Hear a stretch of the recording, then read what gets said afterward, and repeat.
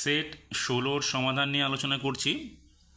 এক দাগের প্রথম প্রশ্নটাতে বলেছে 1/2 সংখ্যাটিকে সসীম না অসীম দশমিক সংখ্যা সেটা আমাদের নির্ণয় করতে হবে। দেখো, 1কে যদি আমরা 2 দিয়ে ভাগ করি তাহলে তার ভাগফলটা কী হবে? 0.5 হবে। তো এটা তো ভাগ করে মিলে গেল, যেহেতু মিলে গেল তার মানে এটা হচ্ছে কি সসীম।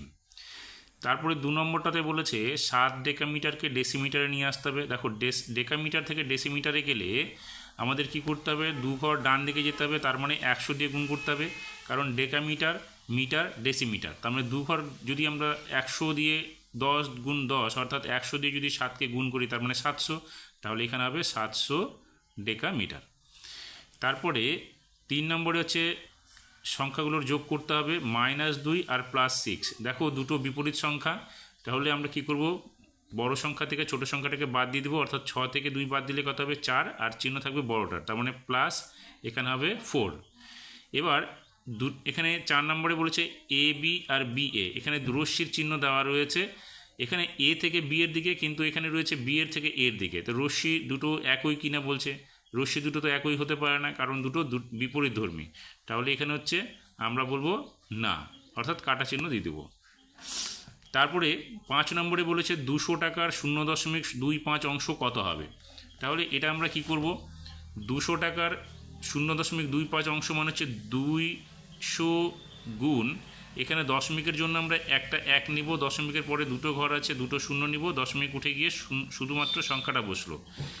এখানে 100 দুটো শূন্য, এখানে দুটো শূন্য কেটে গেল, তার মানে 25 দুগুণে কত হলো? 50 টাকা। তারপরে 6 নম্বরে বলেছে আয়তঘন নয়, ইট, ছক্কা, বই, জলের পাইপ। দেখো, ইট, ছক্কা, বই এরা প্রায় একই আকৃতির।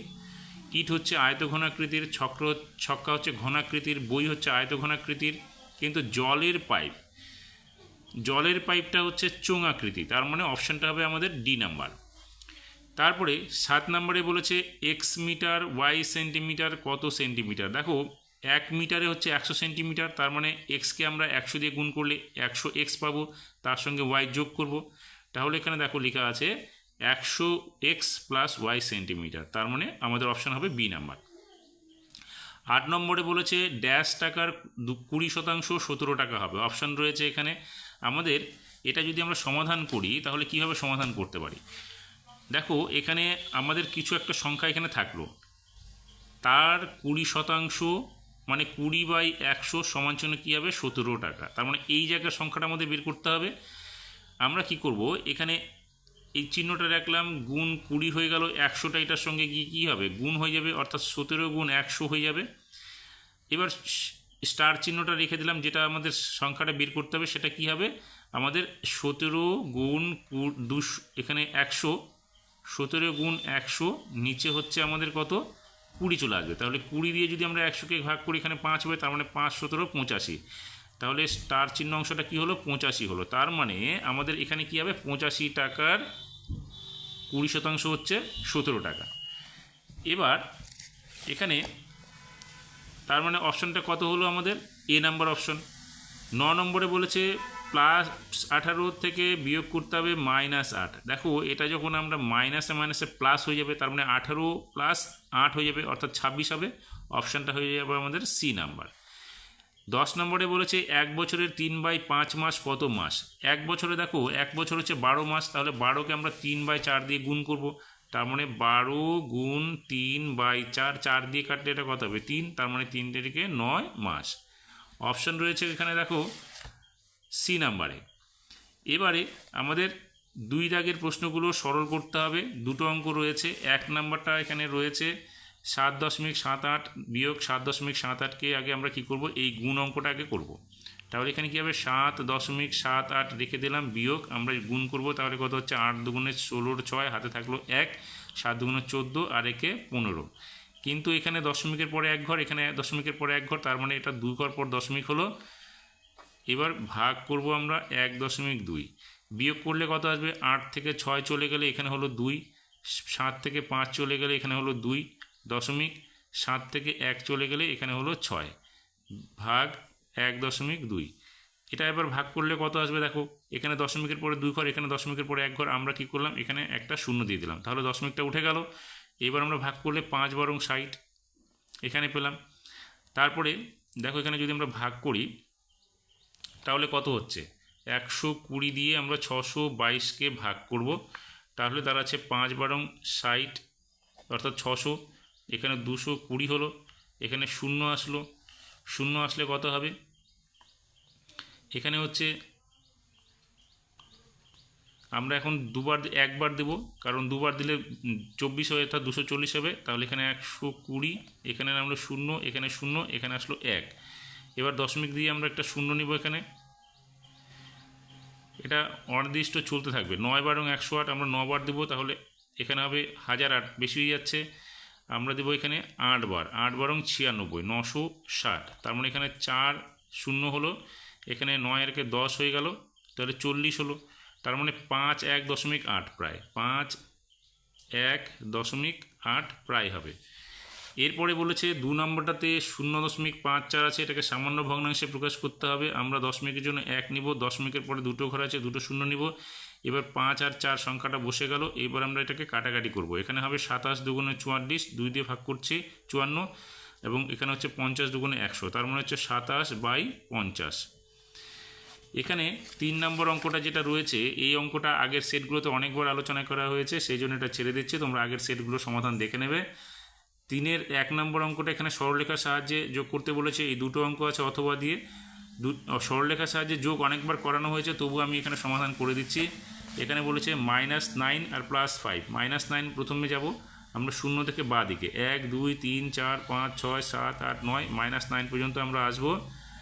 এবার কি করব, সেখান থেকে আমাদের যেতে হবে +5 পর্যন্ত, তাহলে 1 2 3 4 5 এই 4 পর্যন্ত আসবো, -4 পর্যন্ত, তাহলে থাকলো কত আমাদের -4 থেকে 0 পর্যন্ত, তার মানে এটা কত হলো -4, তাহলে এখানে আমরা লিখবো -4।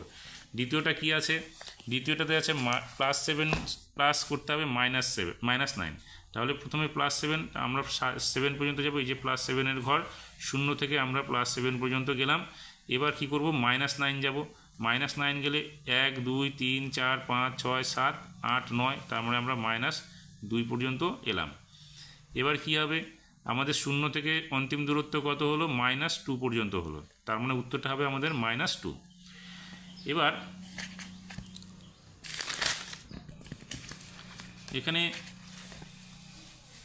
পরের 3 নম্বরটা কি আছে, পরের 3 নম্বরটা হচ্ছে আমাদের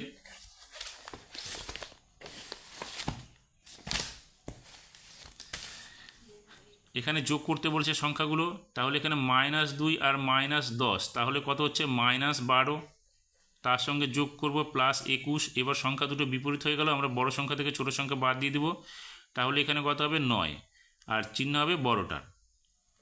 এরপরে 3-এর অথবাটা যেটা রয়েছে এখানে, সরি এটা 2 নম্বর। এবার 3-এর অথবা 3-এর প্রথম অঙ্কটা রয়েছে এখানে 15, এখানে প্লাসে মাইনাসে -4, প্লাস এখানে -9-এর বিপরীত সংখ্যা এখানে হবে প্লাস, এখানে +9-এর বিপরীত সংখ্যা -9, তাহলে এখানে কি হলো, 15 থেকে 4 চলে গেলে এখানে 11 হলো, প্লাসে মাইনাসে -9 হলো, তাহলে এখানে হলো কত 2। এবার 3-এর অথবাটা রয়েছে এখানে, 3-এর অথবাতে এখানে কি আছে, +20-র বিপরীত সংখ্যা মানে -20, এখানে -7-এর বিপরীত সংখ্যা কী হবে, +7, তারপরে -8, তাহলে এখানে -20 প্লাসে মাইনাসে -7 প্লাসে মাইনাসে মাইনাসে +8, তারপরে -20 আর -7 হচ্ছে -27 +8, তাহলে কত হবে, এখানে হবে, যেহেতু এটা বড় সংখ্যা আমরা 27 থেকে 8কে বাদ দিয়ে দেবো, এখানে হবে 19। এবার এখানে 4 নম্বর প্রশ্নটা, এই অঙ্কটাও আগের সেটগুলোতে আলোচনা করা হয়েছে, সেই জন্য এটা ছেড়ে দিচ্ছি, তোমরা আগের সমাধানগুলো একটু দেখে নেবে। 4 এবং 5-এর যে অঙ্কগুলো রয়েছে সেগুলোও কিন্তু আগের সেটগুলোতে অনেকবার আলোচনা করা হয়েছে, তার সমাধানগুলোও দেখে নেবে। এবার আসছে 6 নম্বরে, এখানে বলেছে সমবিন্দু সরলরেখা কাকে বলে চিত্রসহ সংজ্ঞা দাও, এবং সমান্তরাল সরলরেখা কাকে বলে চিত্রসহ সংজ্ঞা দাও। তাহলে সমবিন্দু সরলরেখা কী লিখবো আমরা, যদি 3 বা 3-এর বেশি সরলরেখা একটি নির্দিষ্ট বিন্দু দিয়ে যায় তখন ওই সরলরেখাগুলিকে সমবিন্দু সরলরেখা বলা হয়। এখানে চিত্রটা এইরকম হবে। তারপরে প্রশ্নটা রয়েছে সমান্তরাল সরলরেখা কাকে বলে, একই সমতলে অবস্থিত দুটি সরলরেখা পরস্পরকে ছেদ না করলে ওই সরলরেখা দুটিকে সমান্তরাল সরলরেখা বলা হয়। অথবা আমরা এইভাবে লিখতে পারি, একই সমতলে অবস্থিত দুটি সরলরেখাকে বর্ধিত করলে সরলরেখা দুটি একে অপরকে ছেদ না করলে ওই সরলরেখা দুটিকে সমান্তরাল সরলরেখা বলা হয়। তারপরে এখানে পরের প্রশ্নটা বলেছে একটি ঘনবস্তুর ছবি আঁকো যার একটি বক্রতল ও একটি সমতল দিয়ে গঠিত। এখানে দুটো চিত্র এঁকে দিলাম, তোমরা যে কোনো একটা আঁকতে পারো। একটি নিরেট অর্ধগোলক এবং একটি নিরেট শঙ্কু। নিরেট অর্ধগোলকের উপরিতলটা হচ্ছে বক্রতল এবং এটা হচ্ছে ভূমিতলটা হচ্ছে সমতল, আর শঙ্কুর ক্ষেত্রে উপরিতলটা বক্রতল এবং এই অংশটা হচ্ছে সমতল। তারপরে এখানে একটি ঘনকের তল সংখ্যা, ধার সংখ্যা, শীর্ষবিন্দু সংখ্যা এবং ঘনকের প্রতিটি তল কীরূপ সেটা আমাদের দেখাতে বলেছে। তাহলে এখানে আমরা একটা ঘনক নিয়েছি, ঘনকের তল সংখ্যা কয়টা হবে? দেখো ঘনকের তল সংখ্যা হচ্ছে 4, 2, 6টা হবে। আমরা এখানে লিখব 6টি। ধার সংখ্যা মানে বাহুর সংখ্যা, এখানে ধার সংখ্যা কটা হচ্ছে দেখো, এদিকে 4টে, এদিকে 4টে, 8টা, 9, 10, 11, 12টি, এখানে হবে 12টি। শীর্ষবিন্দু এখানে উপরে 4টা, নিচে 4টা, অর্থাৎ এই বিন্দুগুলোকে শীর্ষবিন্দু বলে, এখানে হবে 8টি। এরপরে ঘনকের তল কীরকম? ঘনকের তল হচ্ছে, ঘনকের প্রতিটি তল হচ্ছে বর্গাকার, আমরা এখানে লিখব বর্গাকার। তারপরে প্রশ্ন 3 নম্বরে যেখানে রয়েছে সেখানে বলেছে পি কিউ আর এস দুটি পরস্পরছেদী সরলরেখাংশ অঙ্কন করো যারা ও বিন্দুতে ছেদ করেছে। তাহলে আমরা এইভাবে পি এবং কিউ, আরেকটা হচ্ছে আর এবং এস দেখালাম যেখানে হচ্ছে ও বিন্দুতে ছেদ করে। এরপরে বলেছে পাশের ছবি দেখে ছেদ বিন্দুগুলি লিখি, সমবিন্দু সরলরেখাগুলি লিখি। তাহলে ছেদ বিন্দু কী আছে? ছেদ বিন্দু হবে এ, এফ, বি, ডি, সি, ই, এখানে ও, এগুলো হচ্ছে ছেদ বিন্দু। এবার আমরা এখানে কী লিখেছে? সমবিন্দু সরলরেখাংশগুলি। তাহলে সমবিন্দু সরলরেখাংশগুলি কী হবে? সমবিন্দু সরলরেখাংশগুলো আমরা লিখব হচ্ছে বি জি। তাহলে এখানে আমরা প্রথমে লিখছি এডি, তাহলে এডি, তারপরে হচ্ছে দেখো বি জি, তারপর হচ্ছে সিএফ, কারণ এরা হচ্ছে দেখো 3টে সরলরেখা ও বিন্দু দিয়ে গিয়েছে, তার মানে এটা হচ্ছে সমবিন্দু সরলরেখা।